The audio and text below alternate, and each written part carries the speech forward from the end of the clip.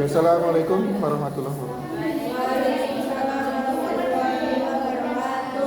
Oke, jadi mahasiswa untuk pertemuan ke-5 ini kita membahas mengenai praktikum perpajakan ya, mengenai perhitungan untuk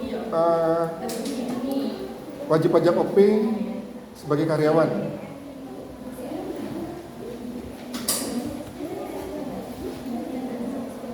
Jadi dia untuk PPOP sebagai karyawan, berarti dia mendapatkan penghasilan dari pemberi kerjanya, perhatikan.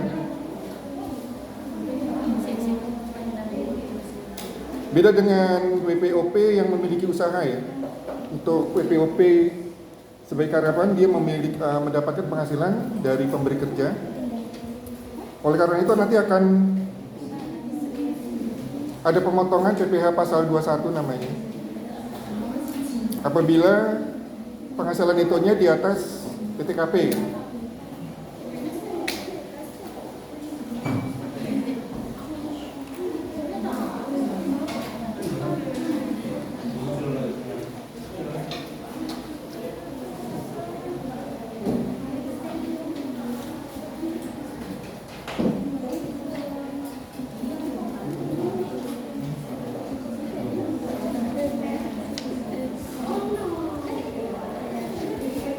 Untuk tarifnya tetap ya, tarif untuk WPOP tetap progresif ya. Jadi nanti kalau kalian menghitung ternyata ada PKP-nya ya, penghasilan kena pajak, dikalikan dengan tarif progresif. Untuk PKP 60 juta pertama dikalikan 5%.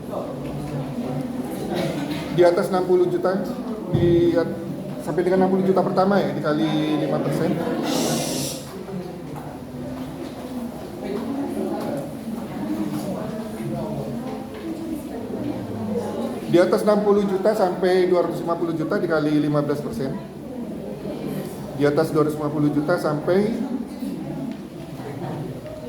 500 juta dikali 25%.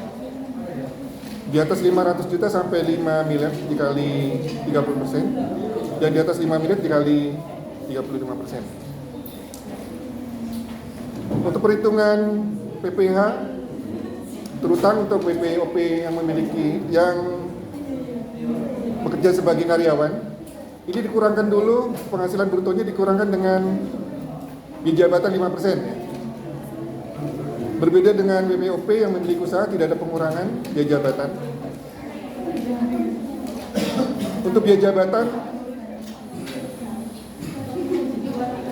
maksimal 6 juta setahun atau 500 ribu per bulan.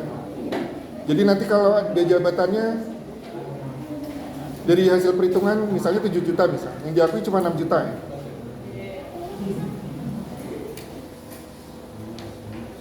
Untuk perhitungannya sama saja, setelah penghasilan itu ke bawah dikurangan PTKP dulu, ketemu PKP dikalikan tarif untuk menghitung pajak terutangnya.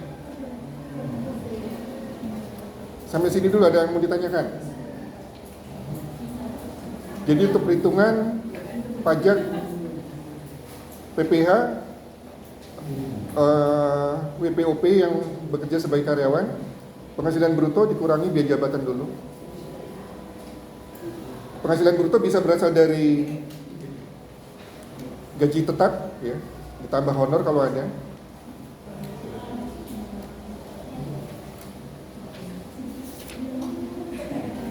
Kemudian dikurangi biaya jabatan 5%. Standarnya ini ya.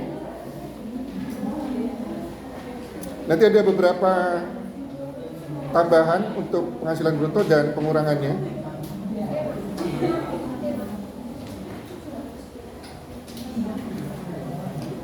Jadi setelah penghasilan bruto dikurangi biaya jabatan dan biaya elemen tertentu, ketemu penghasilan neto. Penghasilan neto dikurangi PTKP, ketemu PKP. PKP dikalikan tarif untuk menghitung penghasilan berutangnya.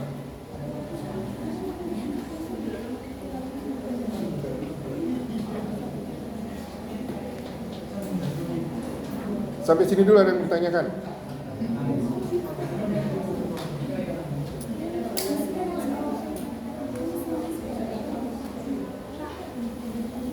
Nanti ada soal kalian kerjakan.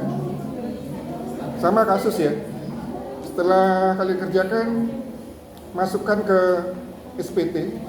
Untuk SPT, PPOP, PPH wajib pajak, OP yang bekerja sebagai karyawan, ini ada dua. Formulir 1770S dan SS. S itu singkatan sederhana, SS sangat sederhana. Jadi kalau sangat sederhana cuma 1 lembar saja SPT-nya. Sebelum kita masuk ke perhitungannya, kita selesaikan dulu untuk SPT PPOP yang memiliki usaha minggu lalu ya. Ada yang mau bantu kerjakan? Datanya ada semua ya?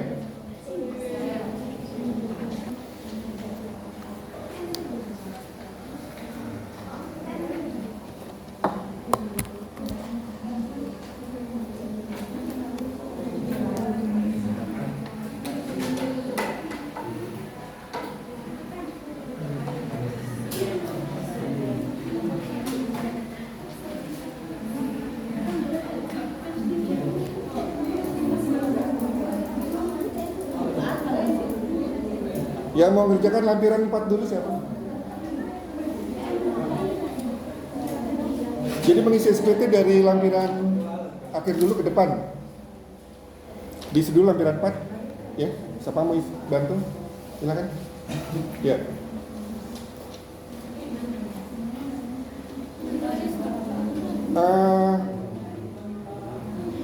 Coba dibantu dibacakan saja. Lampiran 4 ada berapa sub itu? 3. Ya saya bantu ya.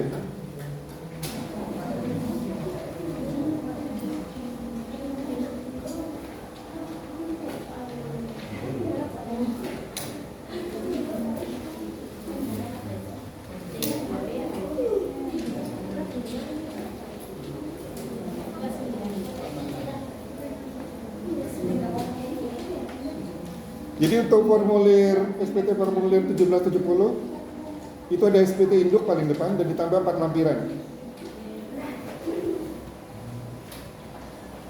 Diisikan dulu dari yang teratas. Silakan dibaca kita. Yang paling atas tahun pajaknya 2022. Ya. Kemudian bulannya yang pertama 01/22 sampai 31/22. Ya. Sampai 12/22. 01/22 sampai 12/22 bulannya. Jadi bulan 01 maksudnya Januari ya. Januari sampai 12/22 maksudnya Desember. Menggunakan norma atau pembukuan? Pembukuannya di cross. Pembukuannya di cross. NPWP-nya? NPWP, isi NPWP Dayan 12. Sesuai datanya, dilihat datanya saja. Nggak usah bingung, dilihat di datanya, di soal. Di lembar kerja tugas 2 nomor 1 ya.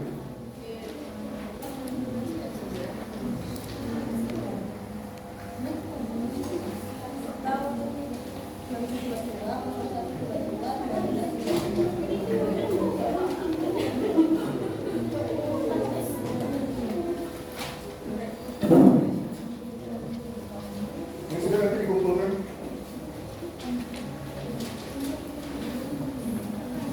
Di kata-kata kita ya, dikerjakan sekarang.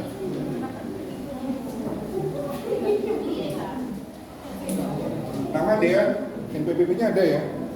Lanjut ke bawah. Bagian A, apa pada akhir tahun?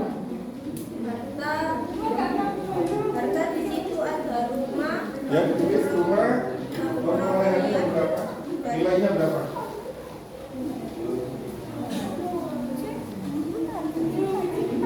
Berapa, Pak? Ditulis sekarang. Di lembar kerja nomor 2.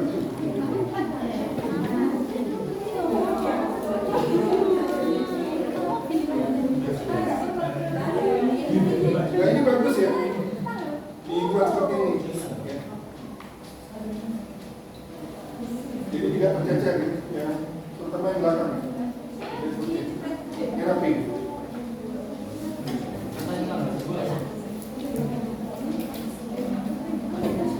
Hartanya apa saja? Rumah? Mobil, Ya. sama tabungan. Ya, ditulis.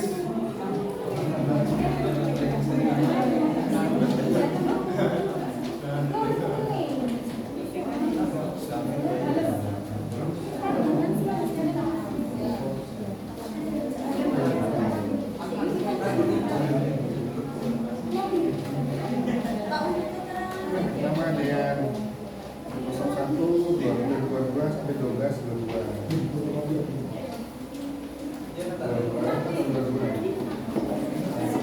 Ya. Dari 12 22. Ini ya. Tahun 2022 2022, bulannya 01 22 sampai 12 22. Januari sampai Desember. Terus bawahnya menggunakan pembukuan. Bagian A ditulis hartanya apa saja, ada rumah, mobil, ada tabungan ditulis disesuaikan dengan datanya di lembaga kerja 2. Kenapa? Kalau tidak ada, misalnya kalau mobilnya dari warisan terus warisan. Dalam ini miliknya semua ya, tidak apa. Kemudian yang bagian B sekalian ini tulis kalau ada kewajiban tidak ada kosongnya. Yang bagian bawahnya katanya kalau sudah menikah kata istri siapa anaknya.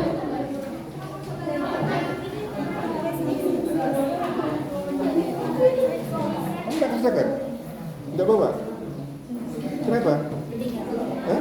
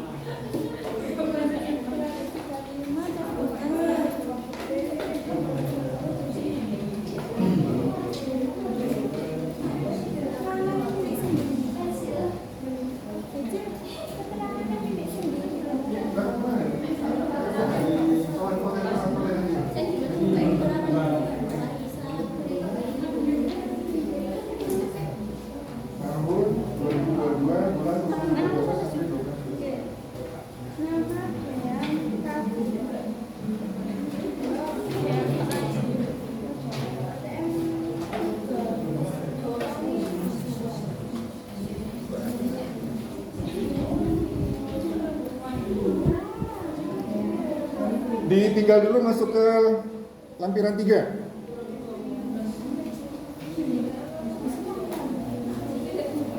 Lampiran 3.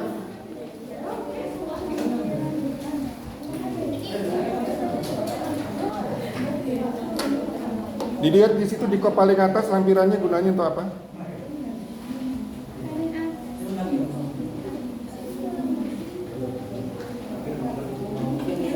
Ini. Untuk apa ini?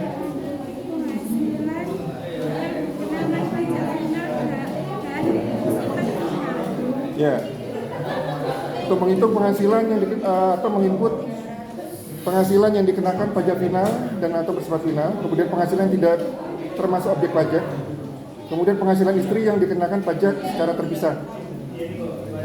Tidak ada semua di situ datanya, dikosongkan saja, tapi tulis tahunnya ya.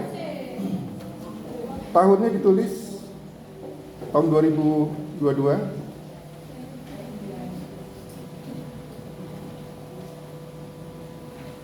Bulannya tetap ya. NPWP nama dia tetap. Kebetulan tidak ada penghasilan dikenakan pajak final atau DEAN pada tahun tersebut. Bagian A tidak ada, bagian B juga tidak ada. Bagian C juga tidak ada. Jadi dikosongkan, masuk ke lampiran 2. Tetap ditulis namanya, identitasnya di atas.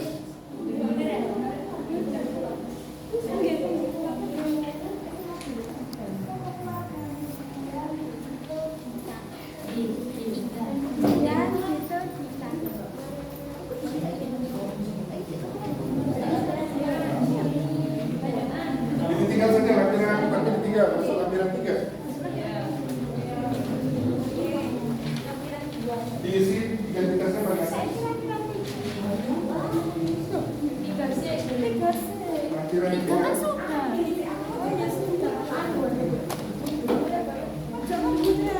Penghasilan final kebetulan tidak ada.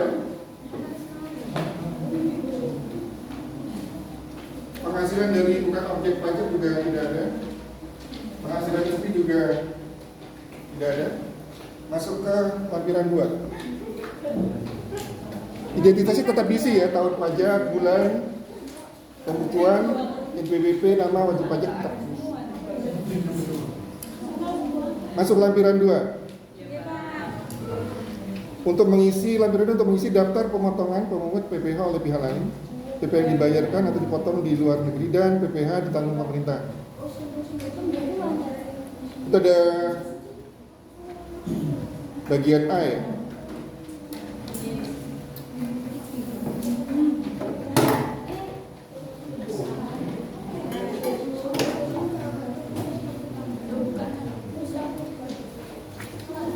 Kebetulan tidak ada ini, tetap diisi datanya di atas ya. Tahun pajak, bulan, pembukuan, NPWP, nama wajib pajak tetap diisi atas. Masuk ke lampiran 1.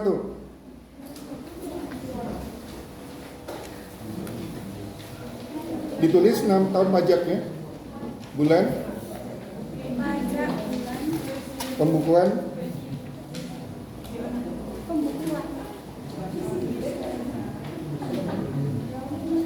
NPWP, nama wajib pajak. Diperhatikan dulu, jangan nulis dulu. Ini lampiran 1 ada 2 halaman ya. Ini halaman 2-nya. Apabila wajib pajak untuk menghitung PPh-nya dia menggunakan yang B itu untuk menggunakan norma penghitungan. Yang C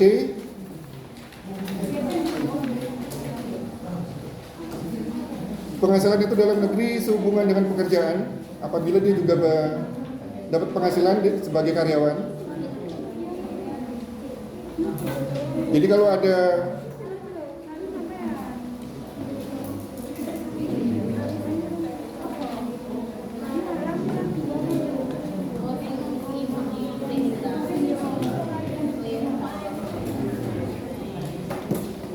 ini kalau dia bekerja sebagai karyawan juga ya. Bagian D, penghasilan itu dalam negeri lainnya.